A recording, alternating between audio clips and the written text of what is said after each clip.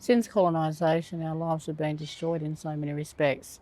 And then the intergenerational trauma. We need to remember that we've gone through the decimation, the assimilation, the protection, the self-determination, the self-management era to right now in terms of reconciliation. There's been many changes right across the country, and not all have benefited our people. Not all have been equitable for our people. We have seen the intergenerational trauma, but right across the country, we do fall below the poverty line. That's the reality. The majority of people, dear souls rest in peace, that are taking their lives fall below the poverty line. That can be fixed. There is no poverty alleviation from many of our families. Unaddressed trauma kills. As an Aboriginal person, we're dealing with so many things at any one time. There may have been a death of a loved one. There may have been a person in your family that's impacted by child removal.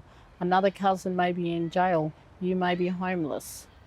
These are some of the issues that impact on a lot of our people, and therefore it leads to that disordered thinking if you can't unpack the issues in isolation. And that's where, when we work with people, it's basically providing that support, that radical transformation, that radical empathy, working through the issues in a methodical but skillful way, unpacking those issues, because if you do not unpack those issues, then it leads to disordered thinking, and sometimes people carry on and do things that ordinarily they wouldn't.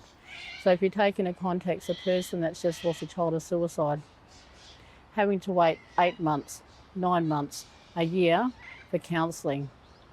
The wait list in many circumstances for a person to get counselling, other than by their own families, is really quite excessive. The lack of employment opportunities. Sometimes a lot of our people do have criminal records. That's a reality. And many employers do not employ people with criminal records. Where's the thing about fair go? Trying to help a person through. Sometimes our people are impacted by child removals. And as I mentioned earlier, it has gone from 2,000 to 8,000 to 23,000 black kids in care.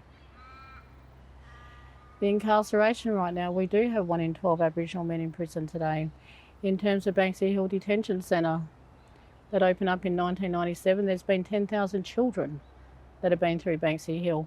And of the 10,000 children that have been through there, 100 have now passed to suicide since leaving. Lack of opportunity, lack of radical empathy, lack of radical transformation. No real opportunities in that sense. A lot of our people are just forgotten about. That's the reality. So there's a number of issues that have actually caused the situation for what it is today.